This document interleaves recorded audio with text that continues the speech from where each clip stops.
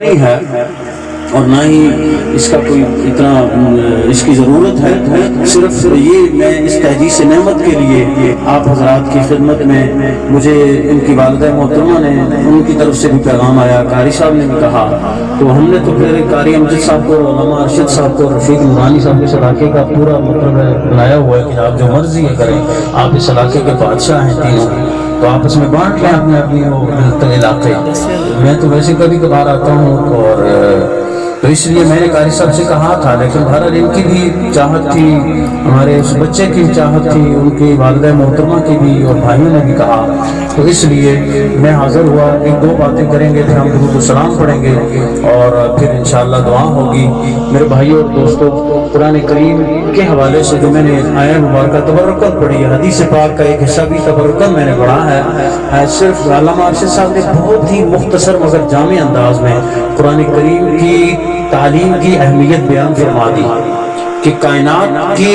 سب سے بہترین ہونے کا سرٹیفکیٹ جس کو اللہ کے رسول نے دیا ہے وہ قرآن کریم کی تلاوت اور خدمت کرنے والے اور پڑھنے پڑھانے والے لوگ ہیں۔ دیکھیں نا، ہم لوگ کہتے ہیں کہ بھئی فلاں بندہ ہے جس کو سرٹیفکیٹ وقت کے حکمران نے دے دیا،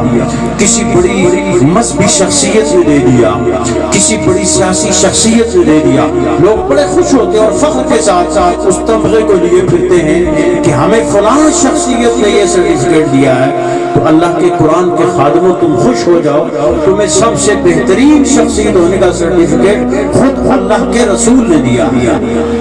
کسی قسم کے، میں اکثر یہ کہتا ہوں، ہمارے علماء کو لوگ احساس کمتری کے مطلب شکار کرتے ہیں کہ یہ ہوتا ہے ایسے ہوتا ہے، میں کہتا ہوں علماء کو اس قسم کی بالکل کسی احساس کا شکار ہونا ہی نہیں چاہیے، اس لیے کہ تمہیں سب سے بہتر ہونے کا سرٹیفکیٹ اللہ کے رسول نے دیا، کسی دنیا دار نے نہیں دیا۔ اور جس قرآن کے تم خادم ہو، تم جس کی خدمت پہ مامور ہو، اس کے بارے میں خالق کل جل شانہ نے ارشاد فرما دیا، لوگوں تمہارے پاس تمہارے رب کی طرف سے نصیحت آئی، قد جاءتکم موعظۃ من ربکم وشفاء لما فی الصدور، اور تمہاری جو باطنی بیماریاں ہیں ان کے لیے شفا ہے، وہدی ورحمۃ للمؤمنین، ہدایت بھی ہے، رحمت بھی ہے ایمان والوں کے لیے۔ پوری کائنات کے لیے قرآن کریم ایک ضابطہ اخلاق اور پورے جو حیات کا ایک مقصد ہے اس کو بیان کرنے کے لیے اللہ نے اپنا کلام اتارا، لیکن اس سے کما حق وہی لوگ استفادہ کر سکتے ہیں کہ جو اس کی خدمت اس انداز میں کریں کہ جس طرح کرنے کا حق ہے۔ الذین آتیناہم الکتاب یتلونہ حق تلاوتہ، جن کو ہم نے کتاب مبین دی ہے وہ اس کی تلاوت اس طرح کرتے ہیں جیسا کہ تلاوت کرنے کا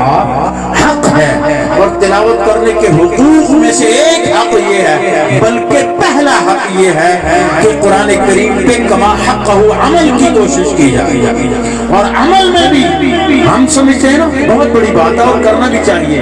کہ نماز، روزہ، زکوٰۃ، حج، یہ اسلام کے اراکین جو ہیں وہ دین کا ایک حصہ ہے۔ باقی آپ کے معاملات ہیں، باقی آپ کے عقائد ہیں، آپ کے اعمال ہیں، سب کو قرآن کریم کے تابع کرنا۔ اب ایک بندہ قرآن کریم تو پڑھ لیتا ہے، حفظ کر لیتا ہے، بہت اچھی طرح یاد کر لیتا ہے، تلفظ کے ساتھ پڑھتا ہے، لیکن اس کے